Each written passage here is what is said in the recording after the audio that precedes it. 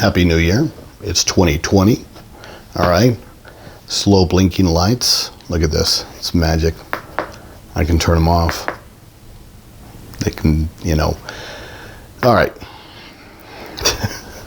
Enough about 2020. But we're going to have a great year. All right. Look, this is a great question because there's a lot of need there.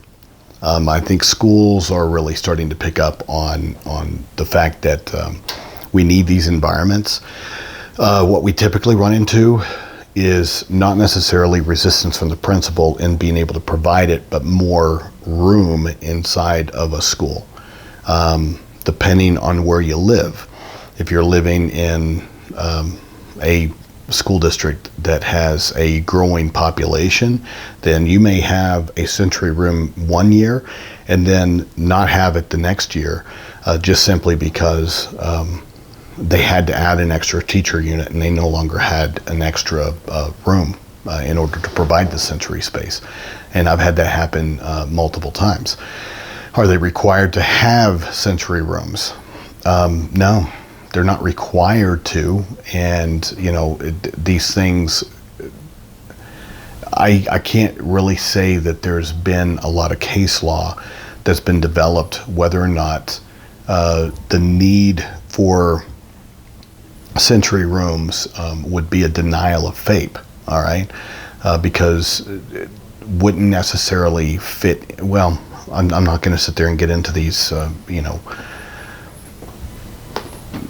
potential arguments. I'm just trying to think out loud, and sometimes I do that. And I don't want this to be a 15-minute video of me going through every potential legal argument when it comes to the need for sensory rooms. I think they're a benefit, but at the same time, could they make do within a special education classroom or with whatever limited space? Yes, they could.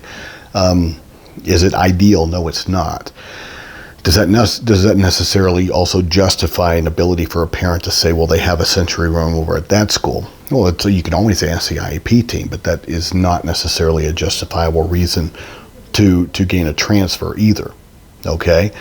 Now, you have a great school, you have a great staff, you have a very good principal that is working with you on this. But how do you go in and ask for these things?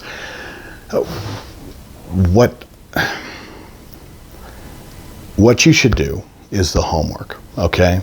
Because this stuff is not that expensive. Find out how much a sensory swing is, all right? Because I can tell you, my wife and I have bought many of sensory stuff for my daughter's class over the years, multiple classes. And we've also donated this kind of stuff.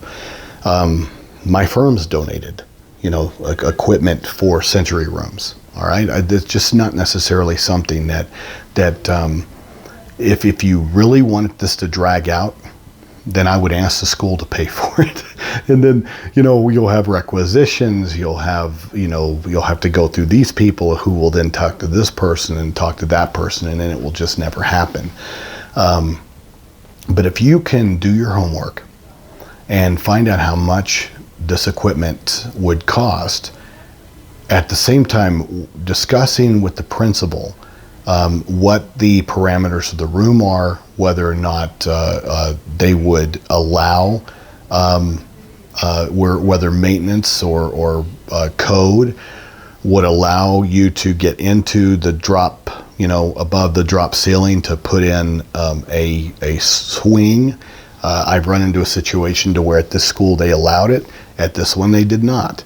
Something to do with differences in codes. So you would need to just do your homework on this stuff beforehand to work with the principal. You've got plenty of time to set this up, chart the goal as to next August. And then you can sit there and work a few weeks before school starts when everybody comes back to help put this room together. So you have all that time between now and then to do any necessary fundraisers, find out how much this stuff costs.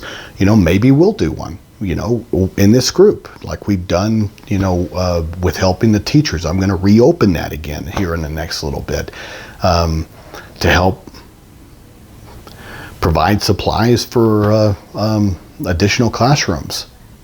So why not try to support your efforts to try to create a sensory room?